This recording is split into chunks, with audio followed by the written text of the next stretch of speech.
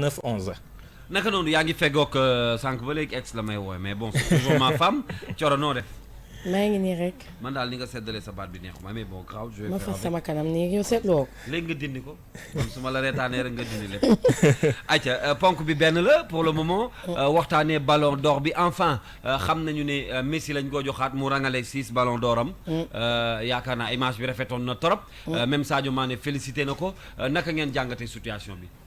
bon j'estime que surprise amu ci torop pour kuy suivre yëf yi ni muy doxee ak yenn saay yenn wax yi ni ñu ko doon yenn analyse yi da nga doon xam ni que surprise amu ci woon torop surtout que avant-hier amoon na benn liste bu jotoon a génn ñuy wax ni fuite la ou pas donc loolu taxoon na surprise amu ci torop man bi ma gisee Instagram ou am na fu ma ko gis Messi wattu ji ba rafet avant-hier laa ne yëf ya sotti na donc xam nañu ni moom moo ko jël et puis kenn du ci xëpp suuf wala kenn du nekk c'est pas mérité parce que ku ne xam nga itamit nag Messi taxawaay bi mu am ci football ci monde bi maintenant ku ñun ñëpp en tant que sénégalais en tant que patriote bu ñu sañoon Sadio Mané moom moo koy jël li ci am solo rek mooy yaafusul ba nga xamante ni nit ñi gàcce la ñu jëlee ci yëf yi parce que Kalz faut pas que ñu fàtte ni que Sadio Mané coow li moo bari nii mais bi mu ñëwee ci bi ñu ko ràññee ci football ak léegi yàggagul.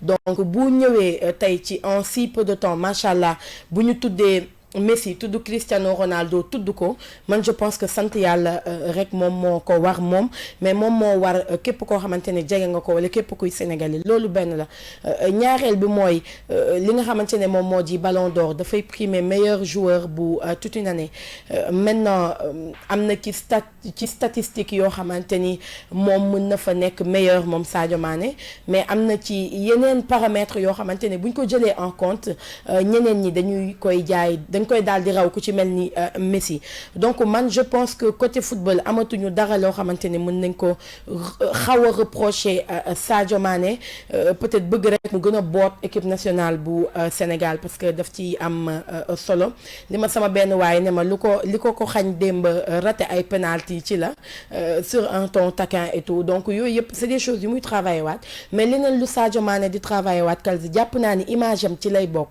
parce que bu fekkee ni Sadio Mané il fait bonne presse dégguñu ko ci benn scandale am na yar am na diine ak yeneen dafay baax itamit ñi nga xamante ni ñoom ñoo ko jege di yëngu ci wàllu communication moom ñu saytuwaat bu baax liggéey bi ba Sadio Mané mën a décrocher ay contrat yu mag bu ñuy wax ci wàllu publicité mën a am ay contrat yu mag ak ñi nga xamante ni ñoom ñooy solal joueurs yi ak yeneen parce que quand même football business la en dehors de mu nekk li nga xamante ne moom moo di foo bu ànd ak xaalis donc business la et bu ñuy wax Ballon d'Or wala yenn trophée yu prestigieux yu am ci football yooyu noonu yëpp daf ciy bokk ba pare yooyu noonu yëpp daf ci am solo donc j'estime que daaw su ma juumul il était 22e ren bu ñëwee ba bokk ci 4 premiers yi xëj na yenn failles yi nga xamante ne moom la ñu seetlu bu ñu ko liggéeyaatee bu baax du ñàkk année prochaine mu ñëw ak Ballon d'Or incha allah.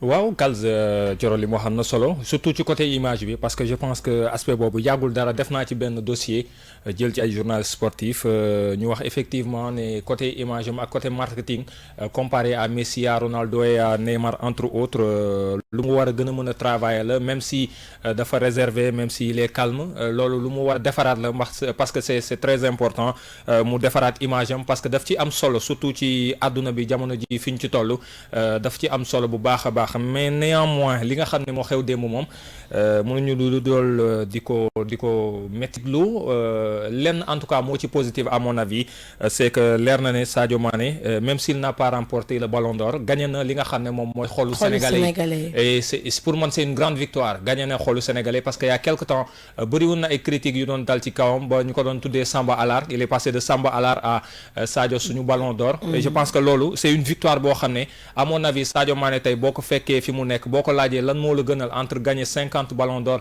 et le cœur des Sénégalais sans doute la réponse va être mu gagner cœuru Sénégalais et je pense que loolu moo ëpp solo maintenant ce qui est du Ballon d'Or ni ko Coro waxee c'est sans surprise seulement du ma ko xëy na je vais aller dans son sens ou argumentaire am mais dans un autre sens beneen sens bi mooy léegi leer na ci ñëpp ne distinction individuelle yi Ballon d'Or en particulier amul logique boo xam ne logique bu régulier la boo xam ne da koy suivre ndaxte ndaxte bu ñu xoolee ne Ballon d'Or li nga xam ne moom mooy tax nga gagné ko mooy performance individuelle dans un sport collectif déjà ñu bëri dañu koy ŋàññ mais performance individuelle sur toute l'année 2019 je pense que cette année voilà mën nañu far fi wala ñu farfale mais y a pas débat je pense que Sadio Mané a fait les meilleures performances autant en matière de trophée et en matière d'engagement ak importance bi mu am ci clubam ak ci équipe nationale Messi mi nga xam ne moom la ñu ko jox Ballon d'Or je rappelle que année bi mooy année bi mu gën a tuuti bi mu gën a tuuti lay ay statistiques ci wàllu en matière de statistiques et de buts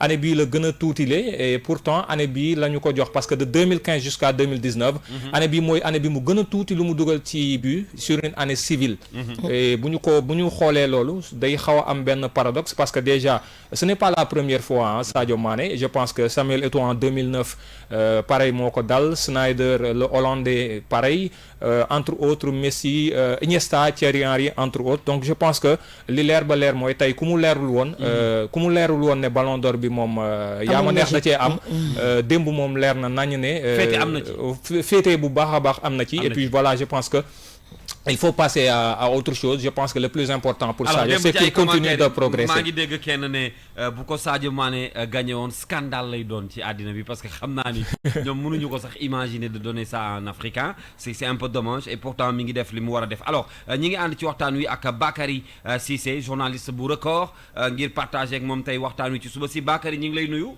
ñu ngi leen di fay sëñ bi. ñu am mbégte ànd ak yow toute la rédaction bu King FM Thioro Mbar Ndiaye Pape Madiakhaté waxtaan bi benn la muy li ñu gis démb ci ngoon ñenn ñi ni surprise am na ci ña ca des ne non nii rek la waroon demee wala nii rek la mënoon demee naka nga ko gisee en tant que journaliste.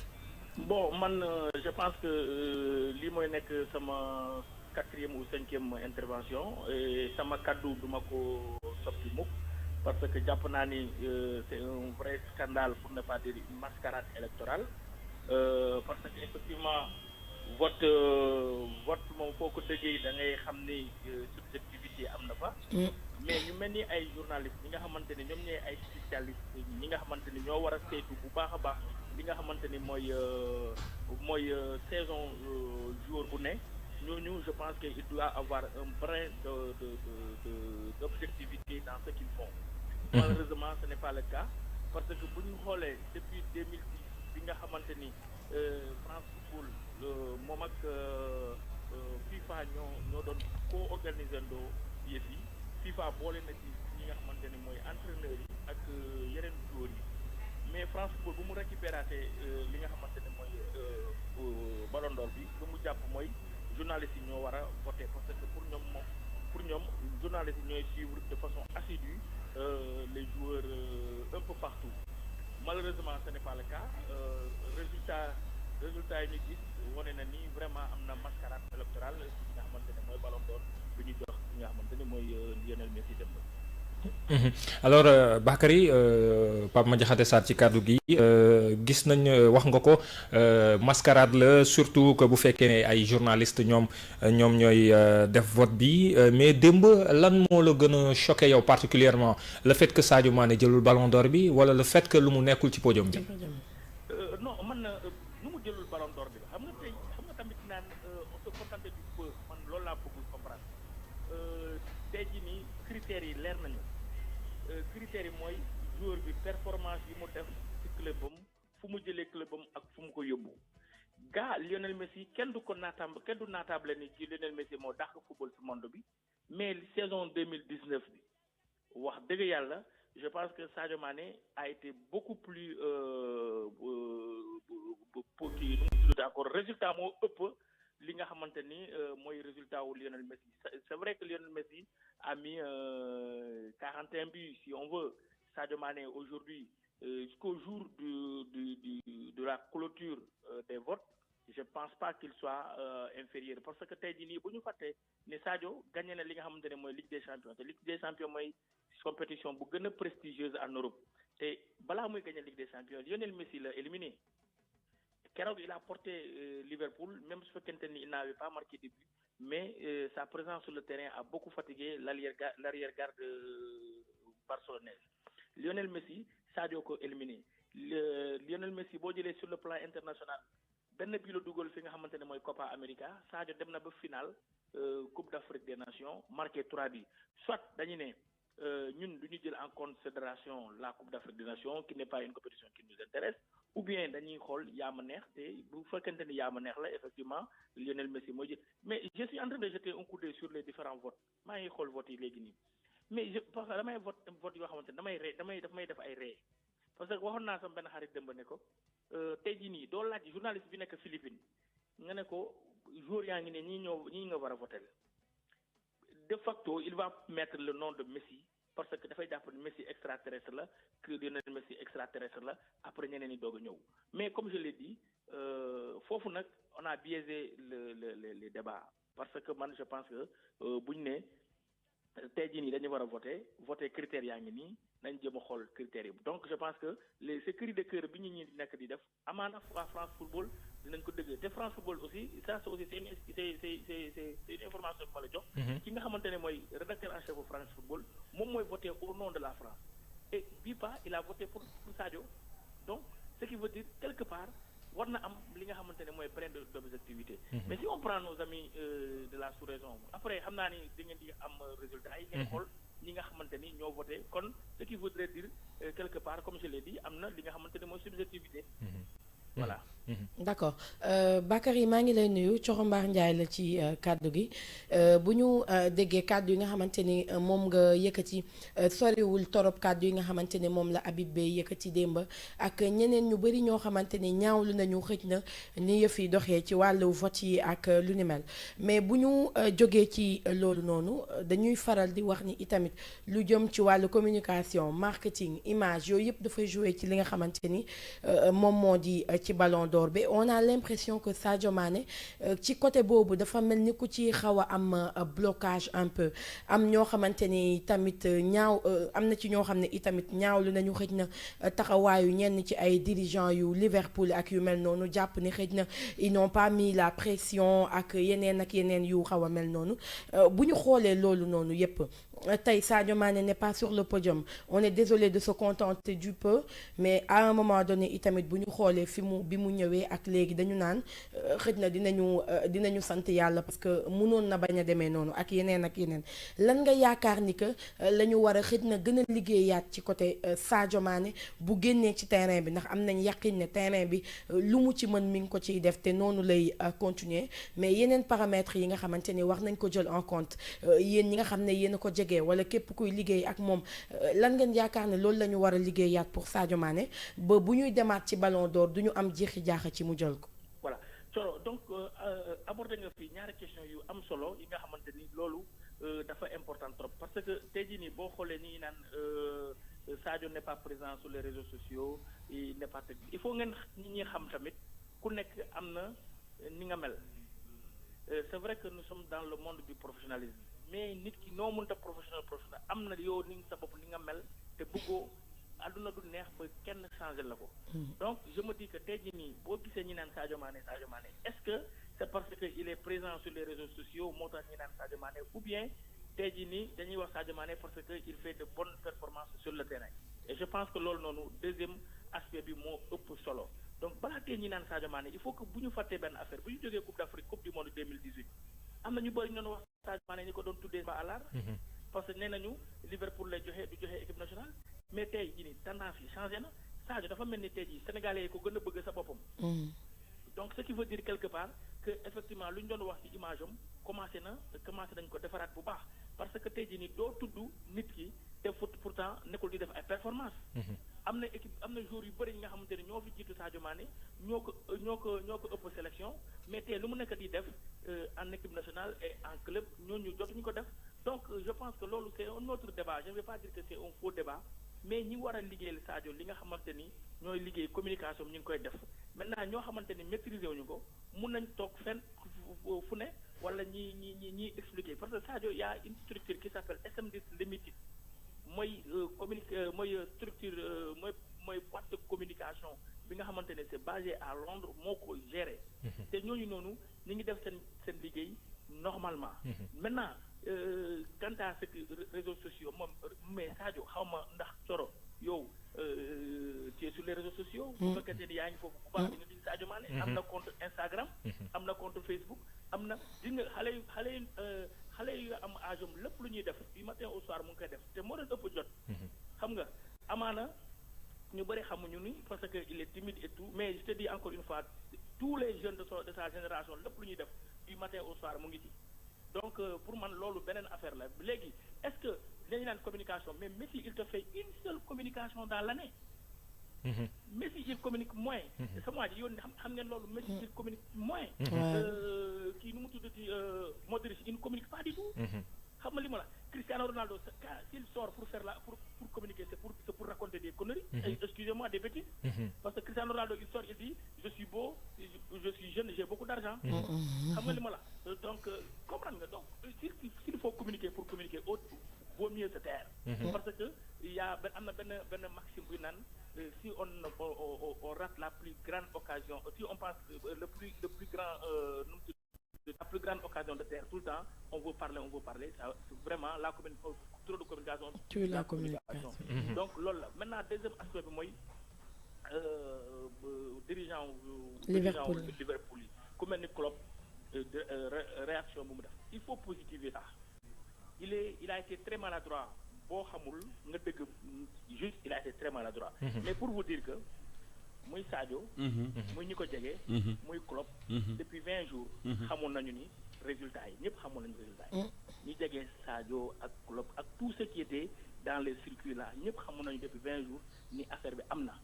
Klopp quand il parlait il a mis de côté Salah il a mis de côté Sadio il a mis de côté Firmino xam nga li ma la pour parler de nu mu tuddati Lionel Messi et de Van Dijk mu ne leen bu fekkente ni. c'est le meilleur joueur de sa génération la ñuy primé kon chaque année nañ jël bal bi jox ko Messi. mais bu fekkente ni celui qui a été le plus présent dans le jeu pour son équipe xam nga Van Dijk la parce que xamoon na ni Messi mooy 1 Van Dijk mooy 2. ñëpp di jege Sadio Mané yi balaa match contre Congo xamoon nañu résultat yi. yaa ma dégg donc c'est pourquoi je dis il faut que ñu jëm a positiver Sadio. bi mu yëgee loolu noonu déclaration boobu noonu defu ko muy dara parce que xam na ni le football moo demee nii et aussi quelque part ça doit même le réveiller bu fekkente ni même y a même un brin de racisme bu gars yi di wax te man je ne le crois pas. daf ko war a gën a réveiller mu xam ni moom lu mu doon def dëmb. daf ko war a yokk bien sûr. ñi tous ceux qui ont la chance de vivre quel que soit le temps en Europe ak tubaab yi xam nañu ni. yow boo nekkee africain pour nga am dara il faut nga teel a xëy xam nga li ma la. et bu fekkee entraînement la tu fais 2 fois plus que ñoom moo tax nag Sadio Mané chaque jour que muy dem entraînement bu ñu ne entraînement bi 15 heures la moom il commence à 14 heures. ñëw 15 heures ànd ak gars yi Sadio bu ñëwee équipe nationale bi Aliou Cissé ne entraînement 16h30 la 15 heures mu ngi salle donc loolu habitude la ci moom. donc ce qui veut dire que. tey jii nii bu egsee fi nga xamante ne foofu la toll tey. da ko liggéey ce n'est pas du hasard. da ko liggéey dëgg la. donc looloo wax. macha allah Bakary ñu ngi lay gërëm bu baax a baax fàttaliwaat ni moom aussi ku jege Sadio Mané la. on a reçu des infos parce que yi ñu jox ni dinañu permettre ñu xam un peu la réaction de Sadio Mané ginnaaw bi résultat yu génnee et puis dal na xel. jeex na kon dinañ la xaar jërëjëf Bakary bu record moom mi ngi bokk ci groupe Futur Média mu mel ni comme ça ni mu ko waxee léegi Thioro Sadio préparé woon na mentalement psychologiquement xam na ni xëy na mbir mi nii la naroon demee qui veut dire également ñun fa ñu nekkoon ba tey fa la ñu nekk mooy affaire bi daal am na lu nekk ci suuf. mais li ci am solo rek mooy comme l'a si bien souligné Bakary mooy que yëf yi daf ko war a davantage forger en caractère.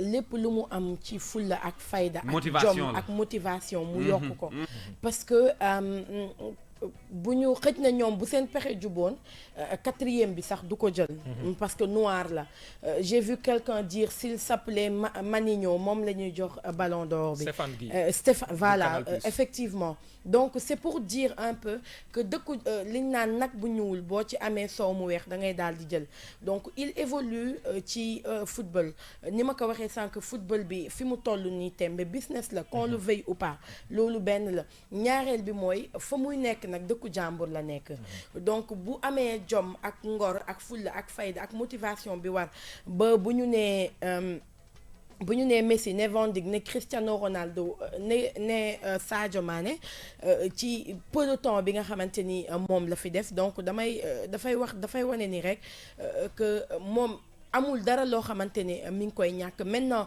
c'est un peu écœurant comme on dit parce que yenn saa yi du ñàkk yoo xamante ne moom moo lay metti mooy tax un peu nga pousser sa coup de gueule gis nañu réaction wu Habib Beye démb un peu partout même Diomansy Kamara voilà Diomansy Kamara parce que les gens n'en revenaient pas en fait mais comme a dit Bakary depuis certain temps ñun ñëpp wala ñu bëri ci ñun boog Pape Sarr keneen ak keneen kuy suivre ni football bi di doxee daf lay wóor ni parewuñu pour jox ballon d'or bi Sadio Mané et puis est-ce que déwén dinañ ko jox est-ce que après déwén dinañ ko jox mais li am solo mooy ni ñu koy waxee boobu ak léegi gañewul ballon d'or mais il a gagné le cœur de ces Sénégalais là pour nous c'est lui le ballon d'or te loolu moo ëpp solo yaakaar naa ballon d'or bi nga xamante ne moom la ko France Football di jox amul dara loo xamante ni man am naa yaqin ne ballon d'or bi mën na ko yàq ci carrière am wala mu wàññi ko ci mënul nekk tey lay gën a boot Liverpool tey lay gën a ñëw équipe nationale amaana ci saison bi la ko ñi nga xamante ne ñoom ñoo di club yi nar a gën a xëccoo te loolu lañ koy ñaanal déjà ñu ngi wax ay waxu man dama jàpp ni da koy màggaloo daf koy màggaloo Sadio Mané hier j'ai écouté ci réseaux sociaux yi ak internet bi réaction bu Sadio Mané ma tànn extrait bi pour ñu déglu ko. Salut à tous, c'est Sadio Mané. J'aurais aimé être là avec vous, mais malheureusement mon calendrier ne me le permet pas puisque j'ai un match ce mercredi. Et je dis bravo aux vainqueurs. On se donne rendez-vous l'année prochaine. J'essaierai d'être là et peut-être pour soulever le ballon d'or. Inch'Allah. À bientôt. Bye. Inch'Allah. Commentaire bi nag dañu koy def ak Père Abdoulaye Diaw qui est avec nous en ligne. Abdoulaye, Père ñi ngi lay nuyu. Commentaire bu wala réaction bu Sadio Mané démb bi résultat yi génnee ndax jotoon nga ko dégg. waaw jot naa ko dégg Sadio ci boppam était préparé presque comme on dit au podium parce que bon ils ont été certainement avertis avant la proclamation en public des résultats mais man li ma metti dëgg-dëgg ce n'est pas que amul ballon d'or bi non waaw mais li ma metti dëgg-dëgg moo di troisième place am bi ñu jox Cristiano Ronaldo man loolu moom ci metti parce qu'au moins war na bokk ci podium bi que Messi devant Seco oui ça peut passer que Van Dijk jël deuxième oui ça peut passer mais Cristiano Ronaldo ne peut pas ak année bi mu def Juve passer devant Sadio Mané dans le pire des cas est troisième man loolu moom ciy metti pas parce que gañewul ballon d'or bi mais parce que nekkul ci podium bi loolu moom metti doyen Pape Madiakhaté Sarr ci kàddu gi ginnaaw bu ñu la nuyuwaatee gis nañu naqar bi nga xam ne sénégalais yi am nañ ko man benn côté rek laa la bëgg a laaj par rapport ak li nga xam ne moom mooy critère de vote yi gis nañu ne daal naka chaque année ñu am critère bu bees yi buñ ci yokk wala buñ ci dindi daaw gis nañ Modric jël ballon d'or bi et pourtant Messi a fait sans doute sa meilleure saison de sa carrière loolu ndax amoo ci jiixi jaaxa wala lan la lay inspirer le fait que chaque année critères yi di changer comme on aurait dit que voilà critères yi fixe ñu. gis nga affaire vote bi man hier j'étais surpris d'apprendre que journalistes yi ñooy voté j'étais surpris parce que il y a encore quelques années c'était et les journalistes et les entraîneurs. Les entraîneurs, oui. Les journalistes, non. À mon avis, journalistes, ils waruñu voter. Gis nga loolu erreur bu rëy la. Pourquoi waruñu voter? Entraîneurs yi ñoo di les acteurs du football. Entraîneurs yi. Les entraîneurs sont sur le terrain, matin, midi et soir, toute l'année. Toute l'année, ils sont sur le terrain. Un journaliste n'est pas un spécialiste du sport. Erreur la. Le journaliste mën na dem defi leneen ba dajeeg sujet bi traité ko journaliste day defi leneen sa préoccupation première du sport. D'ailleurs, quand on dit journaliste sportif amul parce qu'on n'a jamais formé un journaliste à devenir un spécialiste du sport. Il existe des journalistes de sport on est seulement journaliste parce que boo demee dans les centres de formation de journalistes le tronc il est commun yéen ñëpp vous faites la même chose c'est après que tu choisis d'aller faire du sport mais l'entraîneur mais métier-le pouvoir du journalisme a fini par confisquer le métier d'autrui métier jàmbur boobu moo di journalistes yi nangu nañu métier entraîneurs yi journalistes yi waruñu voter seul entraîneurs yi ñoo war a voter ñoom ñu nekk sur le terrain ngandum erreur la affaire boobu war nañ ci remédier évidemment c'est que boo demee dans les instances de décision que ce soit dans le monde que ce soit en Europe que ce soit en Afrique mais ñiy gérer football bi ne sont pas des produits de la discipline léeg-léeg dañuy militer quelque part ba se retrouver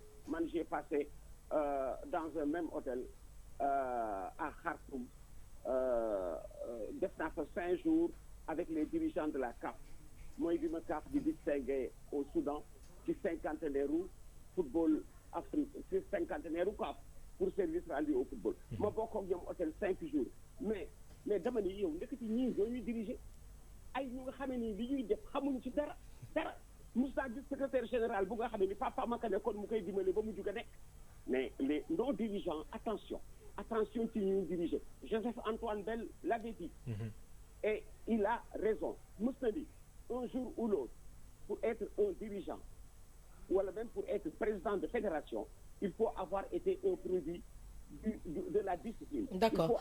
Il faut avoir été peut-être basketteur pour être président de fédération, footballeur pour être président de fédération.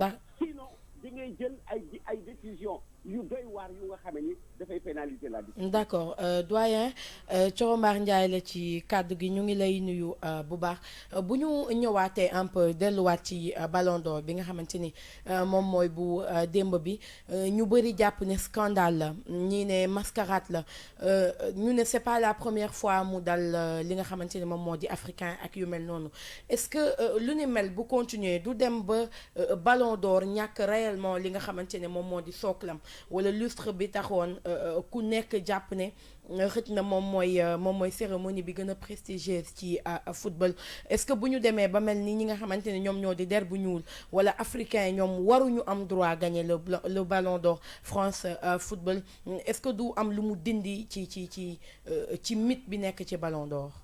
gis nga Thioro bi yoon ñun dañ ko traité mosuñu traité nii Ballon d'Or ñun Sénégal ak Sénégalais yi. mosuñu ko traité nii. Pourquoi? Parce qu'un Sénégalais était en lice. Le Ballon d'Or a aujourd'hui 64 ans. Il y a 64 ans. Est-ce que demul sax léegi 65 xaw ma 66. 64 ans bi yoon voilà bi yoon dañ ko traité parce qu'un Sénégalais était en lice. mais depuis toujours nii la mel Ballon d'Or feneen dañ daan xuloo gis nga ñun coow li fii Sénégal bi yoon daan na am feneen. mais du ñu intéressé parce que amuñ ci candidat. Je vous donne l'exemple des choix controversés.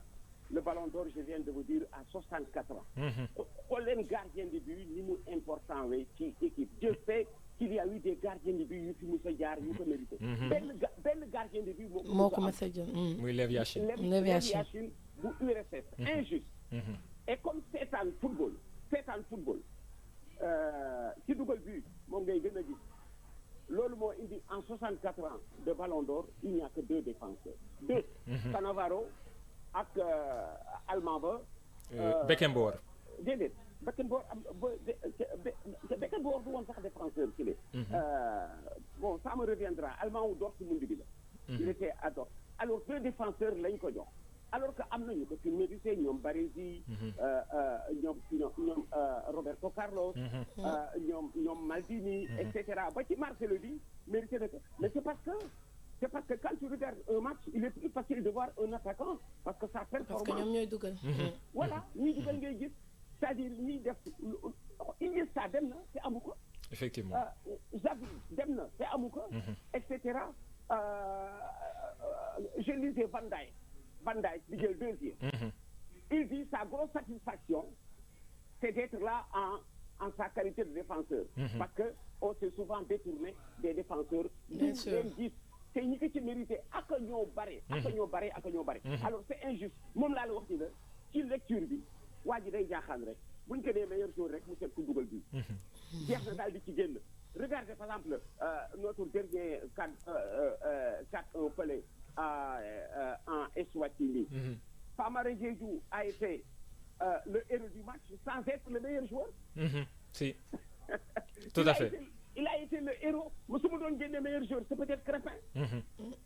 Il a été gis nga ki dugal bii mooy mujjee way bi. C'est le finisseur. Léegi bootul soo doon wut ku ballon d'or ci match boobu bootul Famara Diédhiou nga koy jox. Alors moom laa wax ni le regard sur le choix moo bon. Pourquoi? Moom laa wax tout à l'heure ni journaliste yi waruñu voter parce que journaliste amul culture football, journaliste amul culture entraîneur profession la. Journaliste profession la léegi boo da léegi ji ni entraîneur yi du ñu voter journaliste yi ñooy voter léegi nag spécialiste yi dàq nañ leen bàyyi ak affaire bi ñoo xam ne ni du ñu spécialiste ñu def seen choix le lendemain ñu fàtte ko dem seen yoon après avoir rectifié l'histoire. Léegi doyen question bu ma lay mujjee laaj rek mooy tey jii nii Sadio Mané lan boo koy conseillé lan nga koy wax par rapport ak ce ballon d'or là bi nga xam ne nee na il va essayer de tout faire pour revenir l'année prochaine mais également pour la suite de sa carrière ak xëy na déception bi nga xam ne sans doute am na ko. Gis nga Sadio amul déception Sadio Mané amul déception parce qu'il n'est pas mondain xam nga loolu mooy avantage am. Avantage yu Sadio Mané il n'est pas Sadio Mané doo ko dégg fenn muy taxawaalu ci boîte de nuit wala feneen. Il n'est pas mondain moo tax loolu mën na ko reléguer au second plan mus naa lire quelque part sama yaram dafa daw Sadio Mané di mais footballeurs yi li ñuy dee oto yu bari yi ñu amee garé ko seen kër. Et ñooñu li ñu war def ci oto yi def na ko au lieu que mu wut oto yu bari ma ngay tabax hôpital ma ngay tabax école ma ngay restaurer jàkk mais kooku lii faalewul Sadio Mané faalewul ballon d'or su ko amoon jël ko fàtte na ko fa mu nekk danaa ko ni rek attention ci leen bul programmer sa saison déwén pour am ko tu vas être plus mauvais. bul décider mukk ni ren dafa gis nga pour am ko da nga koy fàtte Messi wutu ko woon ren Messi est tout surpris que ñu jox ko c'est tellement vrai que lui a voté Sadio Mané. Il est surpris que ñu jox ko alors je dis à Sadio bul programmer ballon d'or joue comme tu le peux. na nekk ci lim nekk rek. Voilà na nekk ci li mu nekk parce que ballon d'or kenn du ko programmer da ngay jouer ba mu dab la. da ngay jouer kese ba mu dab la si ajoute na que dans son entourage foog mu am ci ñoo xam ne ni par exemple dañ koy demal au front. waaw genre espèce su avocat espèce su décideur dafa des autour de lui benn cordon bu nga xam ne dañ koy demal au fond et loolu li ko manqué mooy li ma wax ni mooy qualité il n'est pas mondain moo tax loolu yëpp xalaatu ko. Pour lui il assouvit une passion ba lii teg. D'accord. wuti ci woon dara ba lii teg et comme wuti ci woon dara moo tax mu mën partager. waaw parce que bu ci doon wut dara dana am yeneen projet. parce que xaalis du doy. kon dana am ay projet yu nga xam ne ni tey jii xaalis bi muy gagné du doy. mais comme il n'est pas mondain xalaatu ci leneen mi ngay séddoo xaalisam ci ay école ak ay hôpitaux li mu def moo barkeel li ma naqadi rek moom laa wax tout à l'heure sa 4e place parce que moo jëloon 3e à la place de Cristiano Ronaldo ce dont je suis sûr loolu dana ko mën a fàtte parce que Sadio Mané dugg nga xam ne dafay dund pour ngistal dafay dund pour ñu ni maa def lii ay oto yu bare ay yu kenn xamul ak yooyu. loolu moo tax mën na dem fu gën a sore parce que wutul dara. Merci doyen ci la lay fekk. Merci doyen. jërëjëf papa bonne journée. merci à vous. jërëjëf Père Abdoulaye ñu ngi koy gërëm bu baax ci waxtaan bi ak moom ci suba si mbirum ballon d'or bi la ñuy waxtaanee 4e le Sadio Mané jël ci classement bi. du lu néew nag waaye bëggoon nañu mu gën a avancer tuuti moom nee na li ko naqari. du sax ñàkk jël ballon d'or bi mais xëy na 3e place bi nga xam ne. moo naqari ñu bari quand même moo naqari ñu bari parce que man moom franchement. mën naa nangu Messi mën naa nangu Van Dijk bi mais man kaaw Cristiano Ronaldo. ba tey ay réew la dara ci at bi maa ko seetaan. gis nga Kalz démb bi may solo rek la nekk Kalz démb bi may ñibbi sama kër bi may tëdd dama meroon mais bi ma gisee 4e place bi. li Diomaye waxoon keroog dafa tax ma fàtte sama mer. Diomaye keroog dafa ne Sadio Mané bu narta jël paie wala bu narta nekk ci podium bi yàlla na jël 5e. et je suis effectivement d'accord xam nga lu tax. parce que tey li mu jël 4e place dafa gën a yokk scandale bi daf ko gën a yaatal. gën a dafa réel. gën a décrédibiliser c'est-à-dire ballon d'or. et pourtant tubaab bi dañ doon wax ni bu ko jëlee mooy nekk scandale. ballon pour un d'or Africain ballon d'or bi en dafa 2019. ballon d'or bi Parce que dafa c'est des blancs. décrédibiliser boppam ndax 4e place bi Sadio Mané jël. franchement et puis ñu ngi koy ñaanal mais ballon d'or africain bi moom leer na de. non boobu moom. loolu moom amul sax ma dem Salah nga ñëw. fële. waaw non aller retour ñi la ngi ne. aller retour la. xam nga Salah moo ñëwoon fii jël ko. Sadio day dem Égypte jël ko. incha allah cette fois c'est Égypte la. Égypte lay amee fa lañ koy jëlee. aller retour la. yóbbaale waa Bambali incha allah. Jeex. On va